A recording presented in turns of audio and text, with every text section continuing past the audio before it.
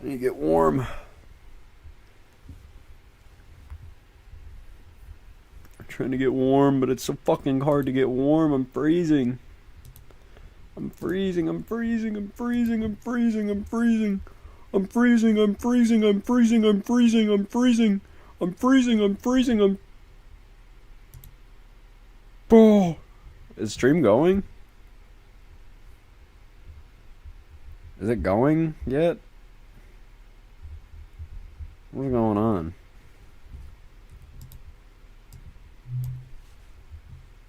Are we live? I can't friggin' tell. Oh, there we go. I'm freezing, I'm freezing, I'm freezing, I'm freezing, I'm cold, I'm cold, I'm cold, I'm cold, I'm cold, I'm freezing, I'm cold, I'm cold, I'm cold, I'm freezing, I'm cold, I'm cold, I'm freezing, I'm freezing, I'm cold. Dude, I'm so cold. I'm so cold. I'm just laying down. I'm just like rubbing my legs together like a grasshopper. You know what I mean? I'm doing that grasshopper thing.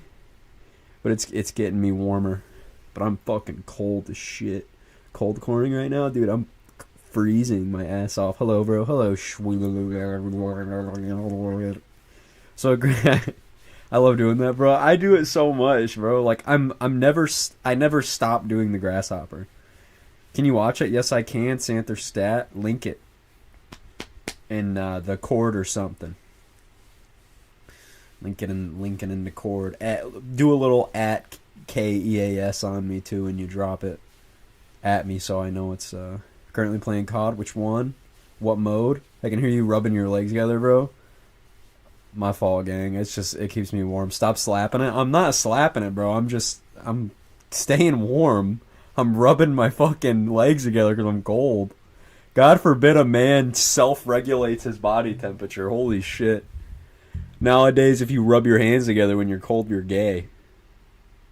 Stop I'm not slonking it. I'm cold. I'm trying to regulate my fucking body temperature. You cock sniffers? Can I give you some of my warm? Alright, bro. See, now that could be a gesture. But it just sounds gay. You're being gay. Stop. I'm not, bro. Number one, I'm not schlonking it. I'm staying warm. I'm half gay. You know what? Good for you, my man. And I'm half really fucking cold right now. I'm rubbing my legs. I'm not schlonking it. Fellas, isn't gay not to die happy for me. Gay being gay. Cloud found in sky. Hello, wheels. Dude, I still have 2 fucking holes in my feet. 3 in my feet that are still like low-key bleeding a little bit, but fucking A, dude. If you don't know, I fell on a brush with metal pricks and they went into my foot. So there's 3 little holes in my foot that are bleeding very consistently. And it's not exactly fun, but... Alright, that was schlonking it, right? That was a schlonk right there, but I'm cold. Get a blanket if you're cold. I'm wrapped up, dude. I'm wrapped up. I'm tucked up right now, dude. But it's 36 degrees outside, so... you know, I can only get so warm with a blankie. But I might have to layer up, you know. I need cozy soldier. That's what I am, dude. You know what I need? I need a 350-pound lady to come cuddle me. That's what I need. My tip is already purple. All right, bro, you're sick in the head. All right, so here we go. What do I help? My fingernail is turning purple. Maybe uncut off the circulation. That'd probably be a good first step.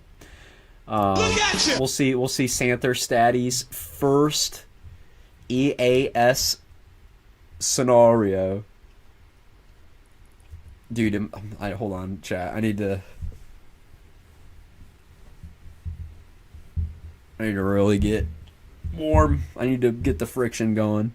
I'm gonna Seymour and Jelk everywhere. Dude, I can't wait for Seymour, bro. I can't wait, bro.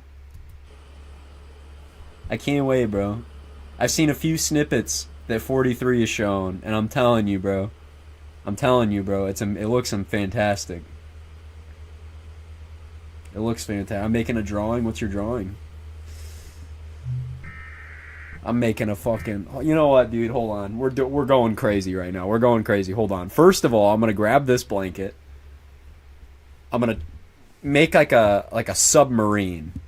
I don't know how to explain it. Like I tuck myself in such a way where it's just this long sub sandwich looking thing. You know what I mean? And then I'm gonna layer another blanket on top. This is gonna be crazy. This is gonna be crazy. Y'all not ready for this. We're gonna get this other blanket on top right now.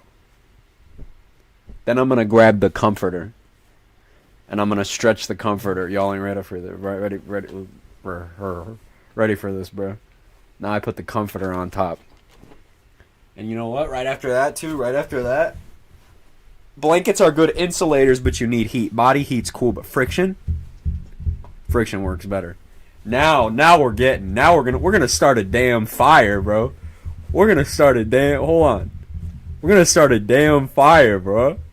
He's definitely schlonking it, bro. I'm not schlonking it. I'm building the friction. Oh, dude, I'm so cozy, guys. I might fall asleep. I accidentally hit the frame of my monitor and took a fucking chunk out of my skin. My God. While flapping my hands around like an idiot. Dude, that happened, bro. There was this time, I remember, I was cutting lemons at work one time, and I fucking just cut right into a corner of my thumb. Took like a chunk out of my thumb. Oh my God, it was terrible, dude. I was bleeding profusely.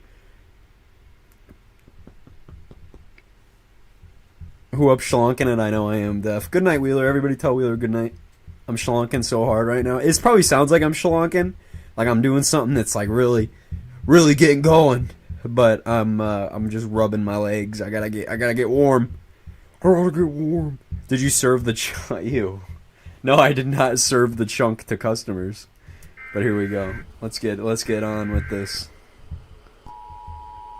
Oh, meat slicer chunk. Ew. I'm gonna commit. All right, bro. That's disgusting. This is a message relayed by the Rockbridge Police Department. There is no emergency at this time. If there was an emergency, instructions to protect your life would follow. Throughout the night, our office has received multiple 911 calls stating that they have heard increased animal activity near their homes. The Rockbridge Police Department would like to advise you that this is normal and should not be perceived as dangerous. Many animal species become more active at night, and some are known to wander into neighborhoods and towns. These animals do not pose a threat to humans unless provoked, and you can safely ignore. I'm gonna eat the animals. 911 calls for life-threatening situations. My boss asked me today, so I'll say that my coworker's name, we'll call her Vanessa. Okay, so we're rolling silverware.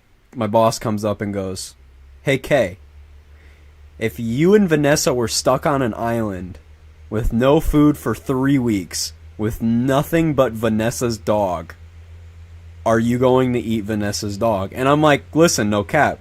We got to sit here and be honest. Happy birthday, Sunset. Everybody tell Sunset happy birthday. Everybody tell him happy birthday. Happy birthday, Sunset. I hope it's a good one. Happy birthday, my man. But anyway, so he's like, would you eat Vanessa's dog? 3 weeks with no food. You have to eat. Okay? What's up, Reaper? And listen, as much as I want to say no, you have to think of it this way. Human instinct is going to take over. And that dog is not lasting 3 weeks without food. You're going to have to make use of it. I mean, eat Vanessa. Alright, bro. Eat Vanessa. Okay, bro. Okay, bro. I'm done. Dude, I'm so cold, dude. I'm God's comfiest soldier, but I'm oh my God, stop. I'm cold. I'm so cold.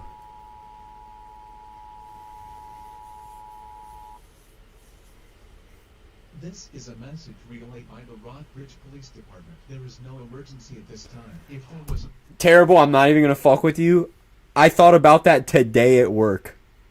On Jeebers, dude.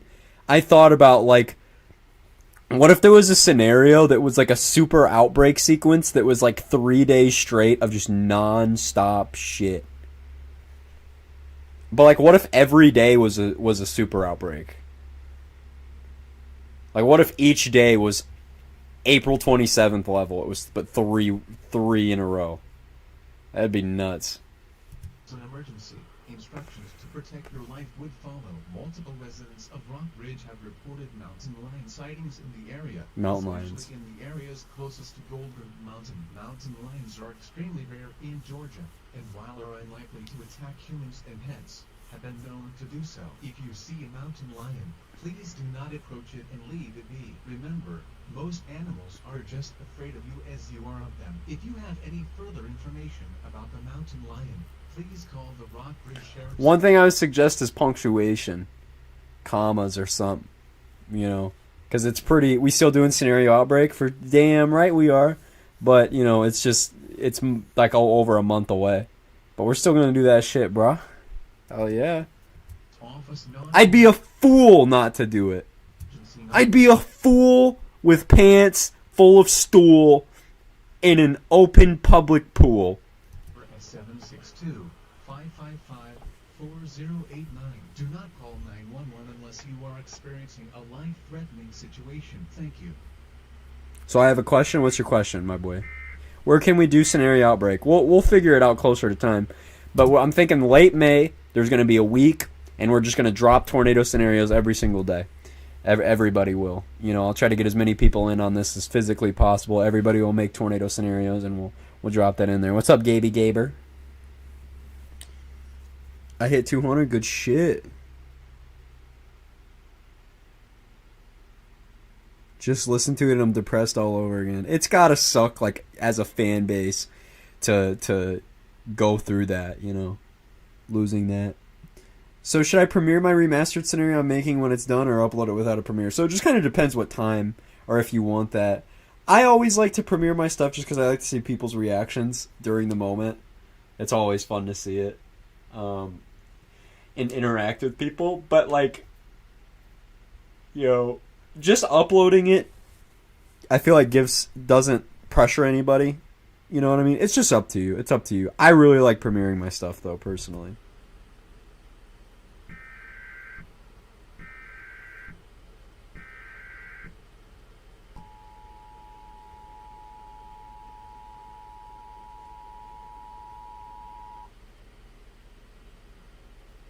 This is a message relayed by the Rock Ridge Police Department. Please pay attention to this alert, as it contains information vital to your survival. Fuck, I'm so Creature cozy. spotted by local residents over the past few hours has been confirmed to not be a mountain lion. Local authorities have not yet identified this creature, but we will inform the public when we are able to. Our office has received multiple 911 calls reporting that this creature has seriously injured local residents. Goddamn. This is a life-threatening situation. I almost have 30 subs from not doing anything. Lock all doors and windows. Do not go outside. If you have pets outside, bring Have you considered that your 30 subs are from a variety of very impressive, amazing playlists?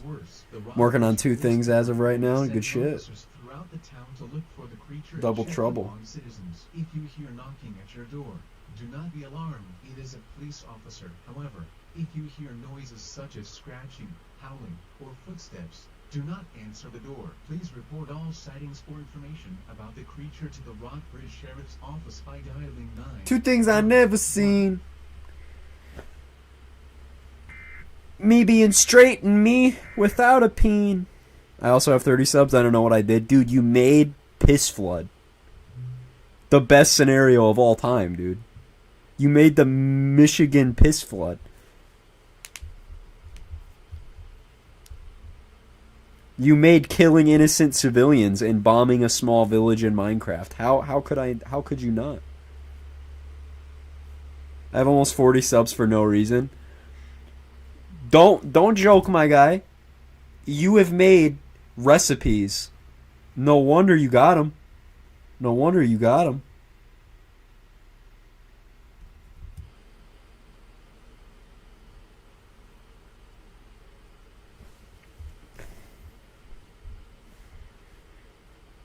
I like this. I like this little. I like this little thingy. That was kind of creepy.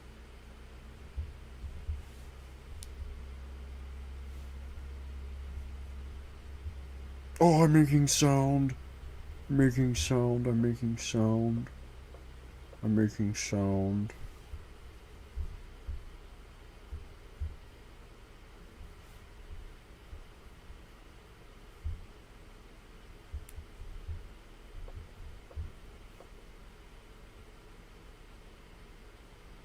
"2 days and 10 hours, good shit." Kelton Henderson, I'm not sure I know who that is. I know who Tornado TRX is, I think. I think I follow him on Twitter. If you're not already in that Discord that Tornado TRX made, I don't think so. I know we were in one Discord together by just chance. This is very inspired by Macabre. I assumed so. It was similar. We're gonna look at models now. We're gonna look at Tuesday. Which honestly, on the HRRR, I don't know. The HRRR is a little too fast with it, and really far east. I don't know really what it's on. To be frank with you, I'm a little confused what it's doing. It puts the environment really far east, really late. Like we're pushing into Canada by 20Z. That's 3 p.m. You know, we'll just say 2 to 4 p.m. we're pushing to Canada. I don't know what the hell's going on, because that's not even... And the HRRR genuinely, or generally, handles the environment really poorly, and I'm not sure why. I think it's just a little too fast, and it's not as robust. But I don't think that's the case, because it's really an outlier here. I'm not totally sure. But looking at, like, the NAM, for example, which is a good medium range thing. The signal's still there with the HRRR. It's just really far east. But the NAM, for example, you know, we get general low 50s, and that's good with these kind of events. They don't require as much. And it's by 21Z throughout central Indiana. We'll just do a random NAM sounding. And you can see here that the environment's pretty loaded. Again, I want to make it clear that you can have predetermined thresholds in your head of what instability values are good for certain things, but the vertical distribution of your instability is much more important than the actual amount. If you only have 200 CAPE and your equilibrium level is 3 kilometers aloft, that's a lot of CAPE because you have tiny storms. But, you know, so you have to think of it that way. Your storm tops are your equilibrium level. This pink EL here is your equilibrium level. That's the top of the storm. Okay? And yeah, we only have about 500 mixed layer CAPE. But, dude, the storms top off below 9 kilometers. They're fairly low topped. And the CAPE is really, really fat in the low levels. Not to mention our lapse rates are super steep. And a lot of our instability is relegated in the lowest 3 kilometers, which we've established is really important for tornadoes. So, although, from a first glance, I guess if you're really new to this, you know, you see 500 CAPE and you're like, oh, that's garbage, you know. But, no, it's fantastic. Is storm motion slower? It is, which is actually amazing. It's trending. The system is trending a little slower on the NAM and the GFS, and the storm motions are also trending a little slower. And the wind fields are actually increasing and getting progressively more back. So we're getting more and more and more low-level directional shear than and our instability is also uptrending because our moisture is uptrending as well. And it looks really fantastic. It looks great from a chasing standpoint. And in general, this is a photogenic tornado environment. You can see that venting is straight up there. You'd have quite a lot of venting. These storms would be very, very, uh, very, very low precipitation.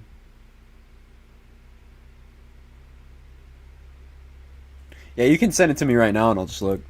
And but yeah, it looks to be a window of that that'll move in. But like it looks to be like farther south where there's more moisture, there might be a greater tornado threat. But your instabilities, or with your low level shear is a little less, but this will still do it. I mean, that's really loaded. That's almost 1,000 mixed layer cape, 200 plus 3 cape right there. Fairly steep lapse rates.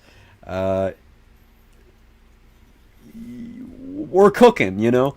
But this is terrible chase terrain. Up here, it is nothing but cornfields and arguably a better environment given the kinematics. And look at that. I mean, it's nice. It looks good. It looks good in a lot of areas. So something to watch. It's not just the NAM either. The GF. We'll use the newest GFS run for example, and you can see the GFS shoots those 50s up as well. We'll take a sounding near Muncie, Indiana, and it's the same. It's the same thing. The GFS is obviously going to underdo the instability just a little bit, but same thing. Really high 3 cape, steep lapse rates, good hodos and everything.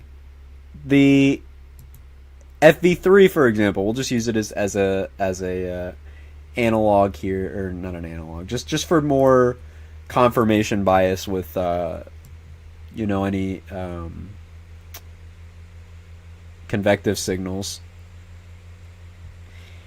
This is interesting. It wasn't doing this initially, but I don't know why all the cams are trending really far east. That doesn't make a lot of sense to me. I guess we'll have to. It's not going to go moderate. Tomorrow is not going moderate. Or not really. I don't know. This is interesting, but again, it's important to look that these storms are low topped and low precipitation. Just because you're not seeing very robust, huge supercells or fat UH tracks doesn't mean that there's not going to be any ongoing. Especially given their environment. I just don't know why the HRRR is handling it so poorly, and it's so fast with the HRRR. Where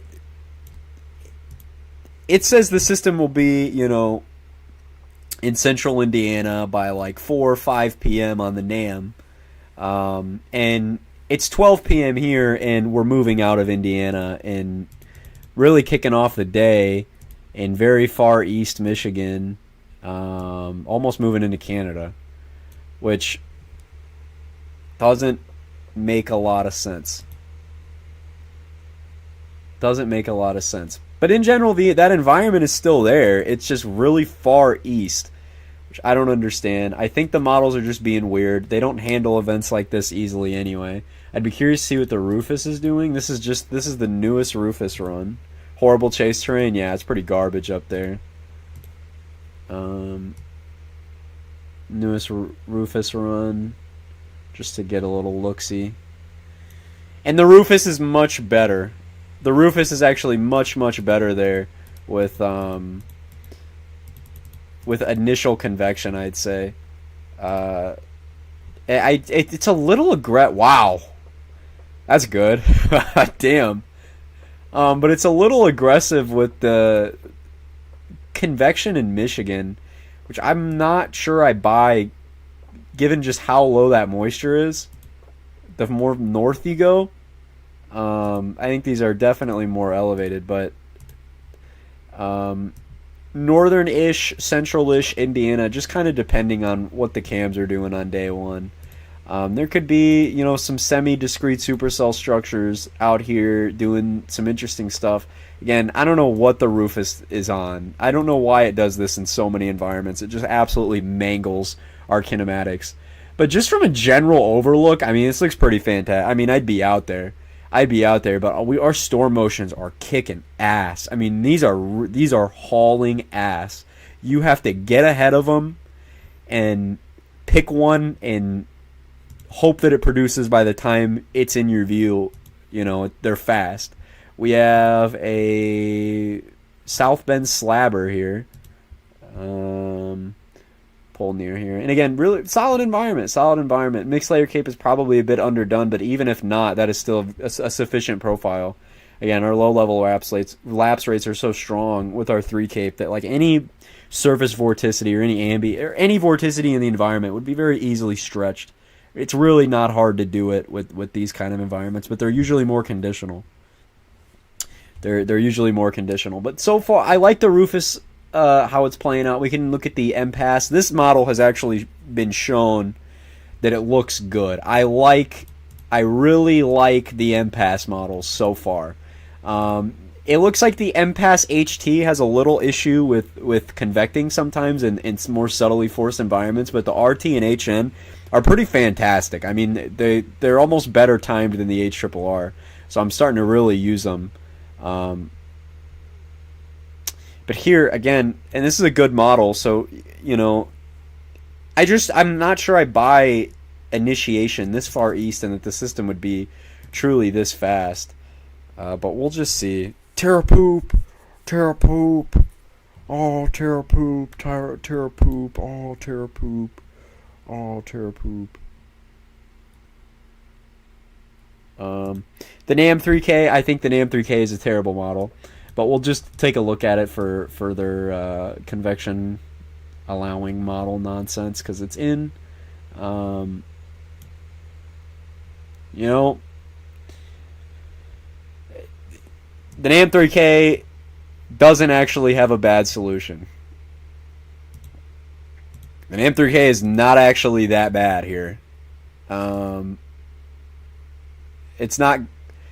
It's actually pumping out semi-discrete-ish storms, which is interesting. It's not that bad.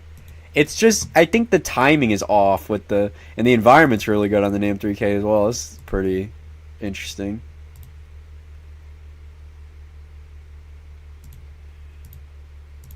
Oh, we should probably look at 0Z. We were back a bit. That's even better. Would you chase? Oh yeah, I'm chasing this day. I just don't know when. But look at that.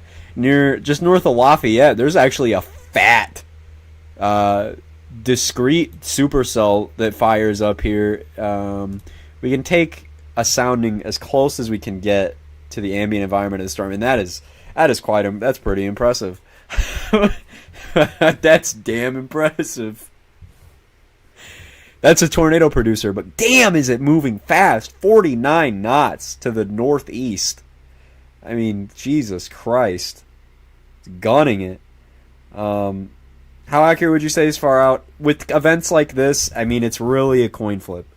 With again, these very low instability, in the sense of like this shit. Like our dew points are in the 50s. I mean, it relies heavily on. I mean, it's just not, cams this far out, and we'll get closer. But this is the thing. So far, looks solid, looks good, and the SPC does have a marginal risk out for day 3. I think that you could do a little extension into Ohio, a little more into southeast Michigan, based on new model guidance, but I honestly think that it should just be a large marginal, fairly large marginal. You might need to even push it out a bit to western Illinois, really cover this area right here.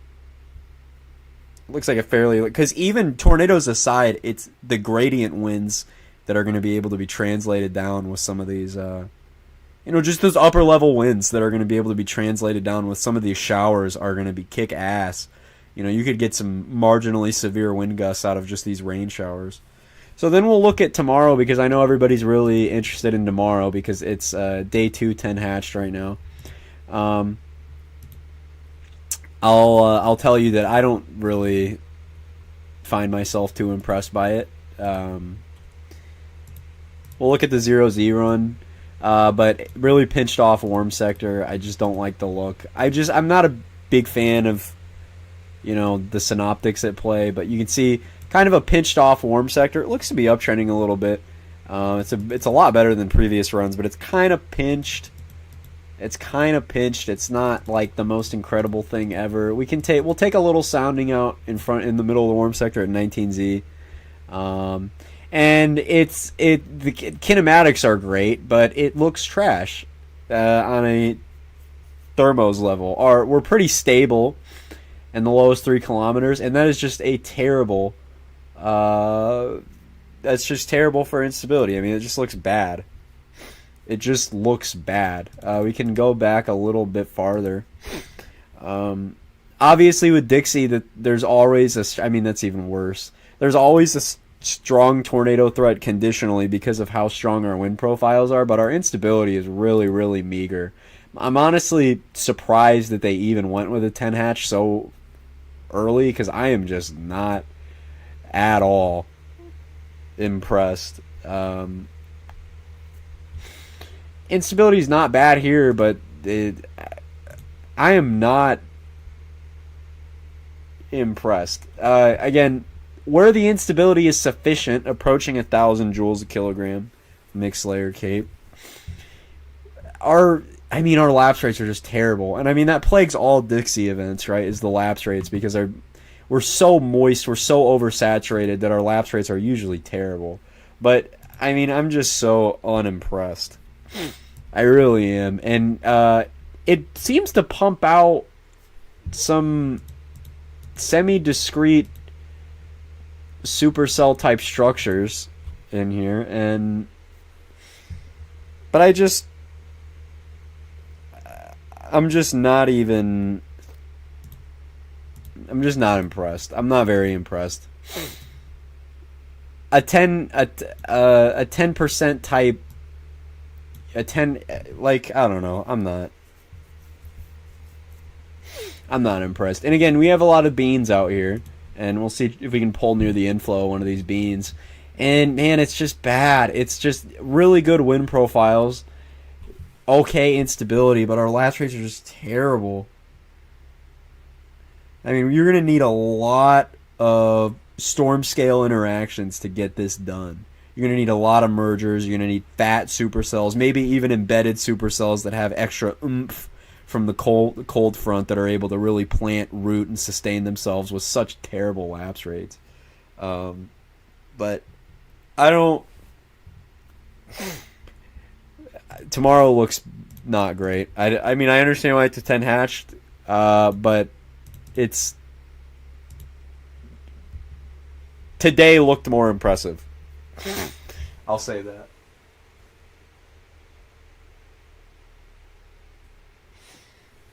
Today looked more impressive than tomorrow does. Honestly, of all 3 days, I'm most intrigued about the marginal Indiana day. Then I'm biased because I live here, but it's just best for photogenic tornadoes, if you ask me. What do lapse rates do for tornadoes? Lapse rates are just the change of temperature with height, and when you have really steep lapse rates, your temperature changes really rapidly, so your air is able to rise faster with different... if the temperature barely changes when you go up a mile up, your air's not going to lift very much. You're going to have a lot of lift. Your warm air is not going to rise very much if there's not change in temperature. Think of like a house. The basement's freezing. The fucking attic is on fire in the summertime, you know what I mean? And you got to think that it's just going to rise. The warm air always rises, the cold air always sinks, right? So think of lapse rates, it's just that temperature that's going to change with height. And when you have warm air at the surface, if there's just more warm air above it, it's not going to rise. It's just going to fucking sit there. But if the air gets progressively cooler as you rise, your warm air is going to shoot up. And if it's if the change in temperature is drastic, it'll cause explosive thunderstorm initiation. And what high lapse rates do in the lowest 3 kilometers especially is it's able to help any surface-based spin get stretched up and turn into a tornado really quick. Really, really quickly. And it usually makes tornadoes with really strong lapse rates in the low levels, pretty aggressive with vertical motion, because that super fast rising motion that we talked about, I mean, it usually makes the tornadoes rippers. I mean, they will just be like fucking. I mean, sometimes it's hard to tell that it's actually rotating because it just looks like it's straight vertical motion. It's just straight sucking the ground, you know. But a lot of times that's a key feature in a lot of these setups is you have steep lapse rates in high 3 cape, and that's usually enough.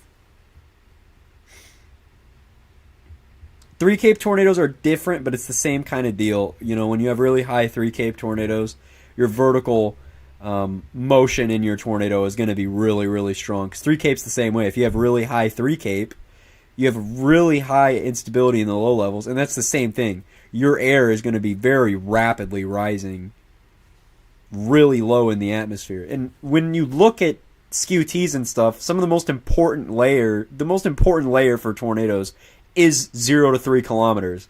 For pretty obvious reasons, your tornado only exists from that layer, you know what I mean? Because you get those extremely violent looking tornadoes like Kyoto, for sure. It's just they really rip when you have that 3 cape. And you can get tornadoes without supercells in environments with really high 3 cape. I mean, land spouts and water spouts go crazy with high 3 cape environments. You can get water spouts in snow squalls and lake effect snow bands with non-zero 3 cape in the wintertime.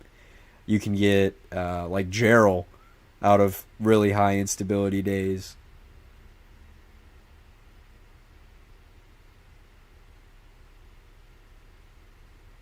But when you have an overlap, when you have that strong wind shear that we like, and then you have your high 3 cape, and then you have steep lapse rates, and then everything is fairly low precipitation, that's your sign to get out there and chase, because any tornado you see is going to be weaker just because the overall environment supporting it is not going to be... Well, okay, I should rephrase that. With these kind of early spring events, winter events, that's the case. They're usually weaker. In the springtime, if you are loaded in the lowest levels and you have super steep lapse rates, that's a problem. That's usually like SIG-TOR time. But like in these kind of things, the tornadoes are weaker, and they're really photogenic. And I mean, you just got to get out there because these storms can print like crazy. I mean, there's so many days in Illinois and Indiana, and just in the past few years that I can think of, where you have these really marginal 2% days, and you just have like one supercell that's able to, really root, and it's a tiny, mini, anemic, ugly-looking supercell, but it just kicks ass. It produces like 12 extremely photogenic tornadoes that do no damage in open fields. I mean, it's the best. Wasn't Rochelle like one of those examples? I don't know too much about Rochelle's overall environment, but it was probably the same. I mean, high 3 cape is like the staple of most tornadoes. Like, you usually can't get tornadoes with no 3 cape. So I mean, especially a wedge, especially an EF5 strength tornado, no doubt. But this is very poor from the HRRR. Very, very poor.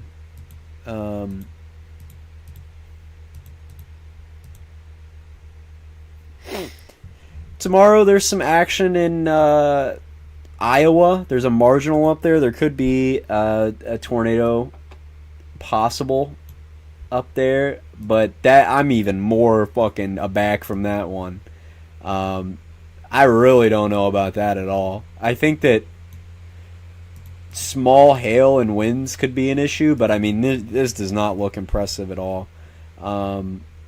Granted, we have some of those, we have higher 3 cape, we have steeper lapse rates.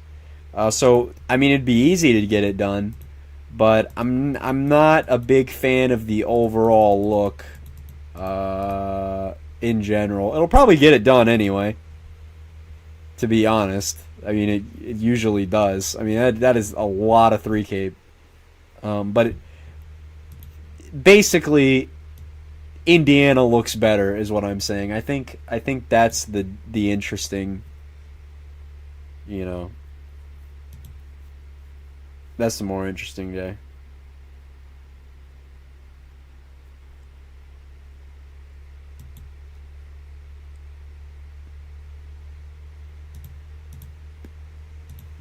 We'll go back a bit, see what the Rufus was doing at 18Z.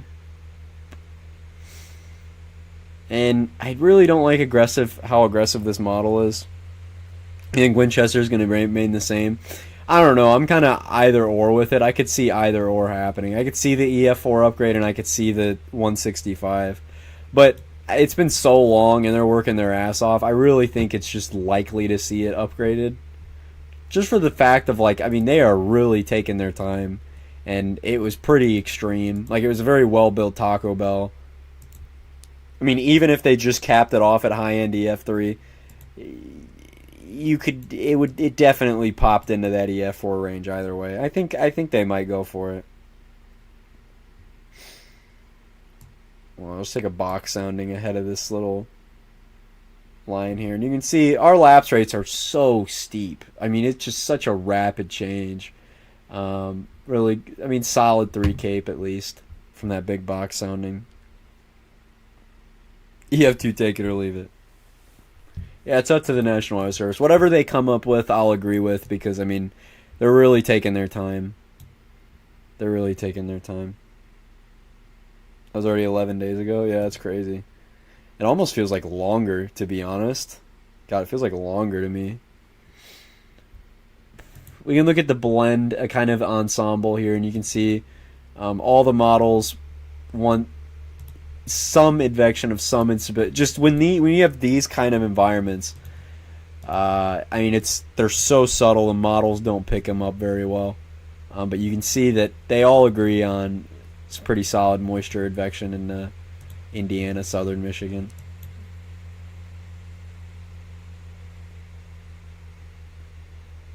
But in terms of property, I'm not concerned at all. I mean, it looks like the tornadoes would, if there would be, they'd be kind of, they'd be weaker, definitely shorter lived,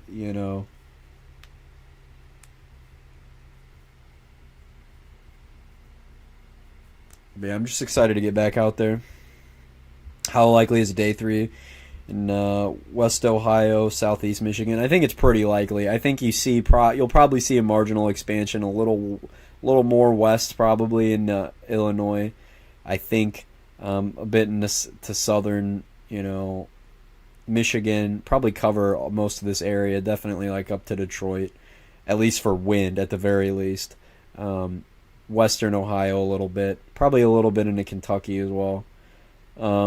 But not to say that that'll all be tornado driven, but just small hail and stuff will get it done too. No mention of tornadoes in this outlook just yet, because they usually hold it off for these more marginal days.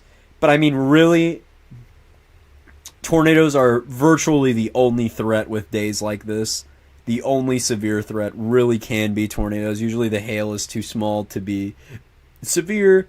The winds are strong, but they're usually not totally convectively driven. Generally, the only severe threat that comes out of days like this are tornadoes, and it's just weak tornadoes. It's like cold core kind of days. You don't, like low-end cold core days, you don't expect large hail producing supercells. You don't expect strong winds. You just kind of anticipate weak tornadoes as being the main threat. Good night, 43. Everybody tell 43 good night.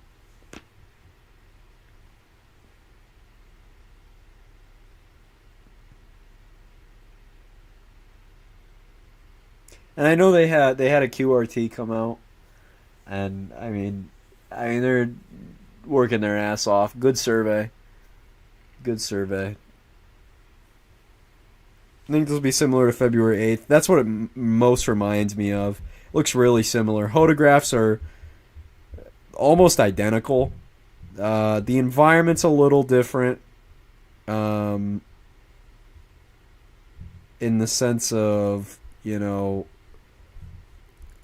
our moist layer is a little steeper in this setup. I think the one if Friday looks like what the NAM or the Rufus or the ARRR, but a little too east looks like, I think it has a better shot than February 8th. But it's just so reliant on just sufficient dew points. Like, because sometimes it can be hard to get those 50s that high.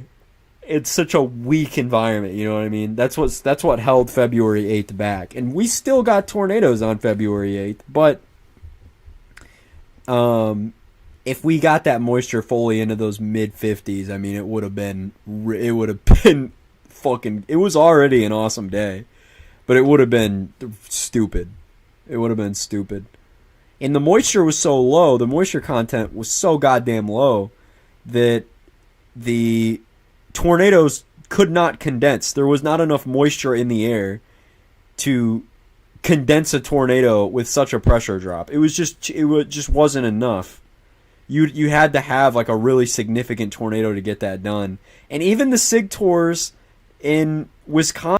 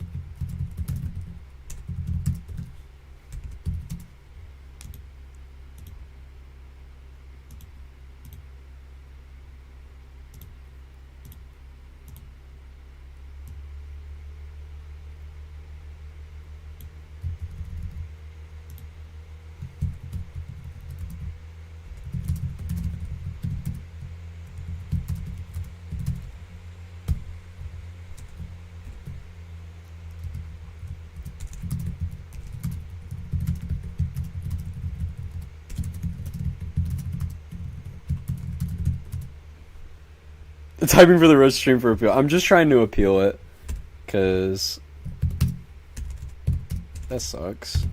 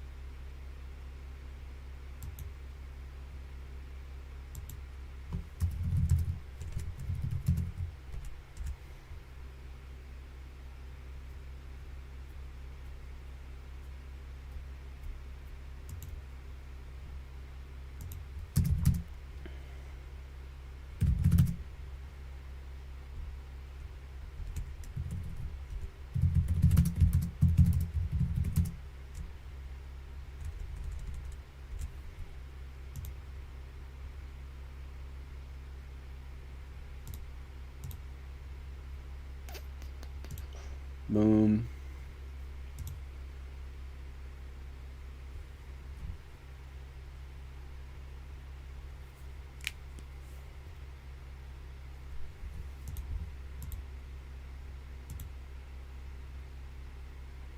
So does that take away my monetization?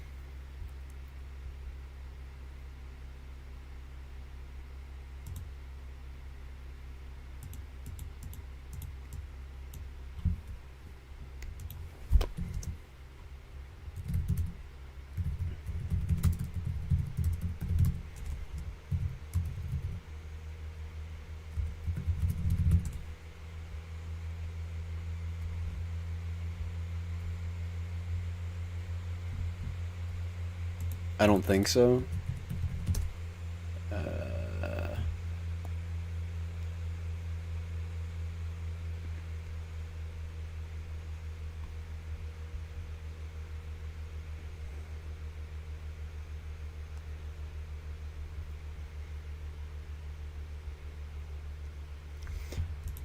I don't want to ask somebody to donate to me to prove it, but like I simultaneously really want to see if I just got my shit taken away or if not. You know what I mean? Because that's kind of worrying. I mean, it says it's not. It says it's. Wow. Okay, there we go. I didn't need you guys to do that, but thank you very much for the 2 buckaroos from Schmeben and Semi. I mean, it seems to be going through. Oh my gosh, thank you, Terrible. And it seems like it hasn't. You're good, fam. Thank you, Gaby. Buy coffee or something. Thank you, Gaby. I don't think so. I looked it up and it. Hold on. I looked it up and it says it does, and that kind of worries me. It says if you receive a copyright strike, you are no longer eligible to monetize your videos or live streams from your account until the strike expires. But is that ad revenue from videos? Because either way, I don't make anything from ad revenue. Like, well, I do, but pretty much nothing.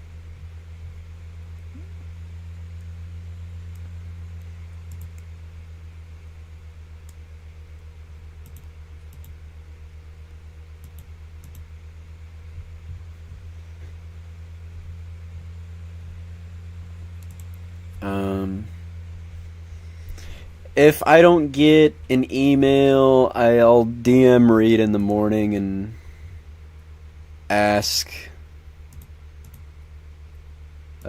because that is not ideal.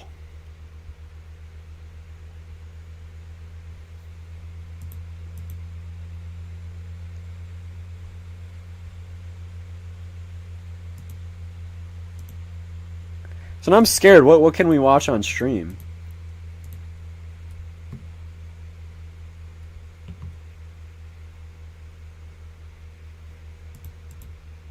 Hello, brethren. Hello, June Schloon.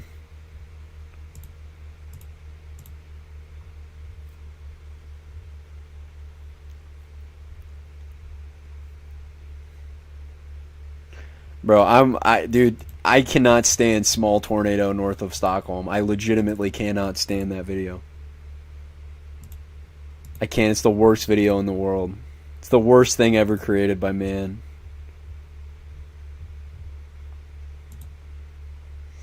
I guess you wonder where I've been. Alright, bro. Next person to comment Small Tornado North of Stockholm is getting a small atomic weapon delivered in their mailbox. Very small yield. Enough that I could put it in a small box. But not enough where you'd catch me.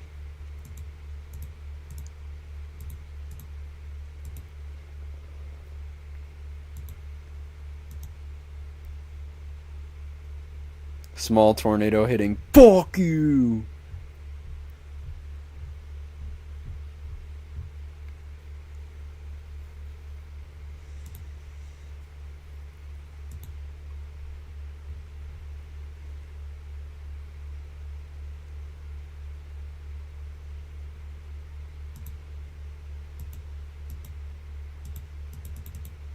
Damn, it was a VOD from June 17th of last year.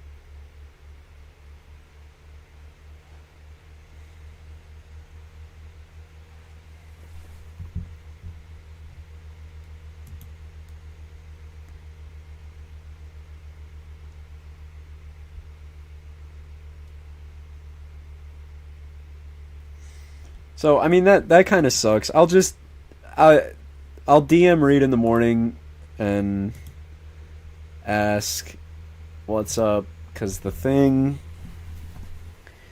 I just got auto attacked. I just got a copyright strike dropped right on my Schluger for 3 minutes of tornado footage out of a 6.5 hour long stream from almost a year ago. So, I'm gonna need to understand that. I'm gonna need to understand that one. And I know that's not Reed's fault, you know. It's just content ID shit, you know what I mean? That's just how it works. Like if YouTube detects it, it's gonna automatically, you know, shoot it down and, you know.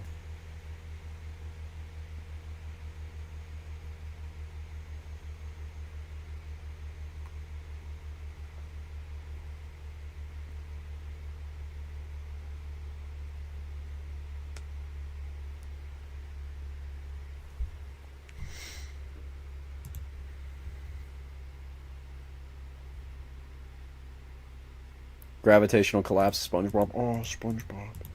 Oh, SpongeBob. It says my AdSense. That's what I'm most worried about. And I'm gonna say like I'm so money hungry. Oh my gosh, I love money. Oh god, I can never stop getting 10 cents a month. But I would really not be happy if that would take my monetization away. And that would make me really sad.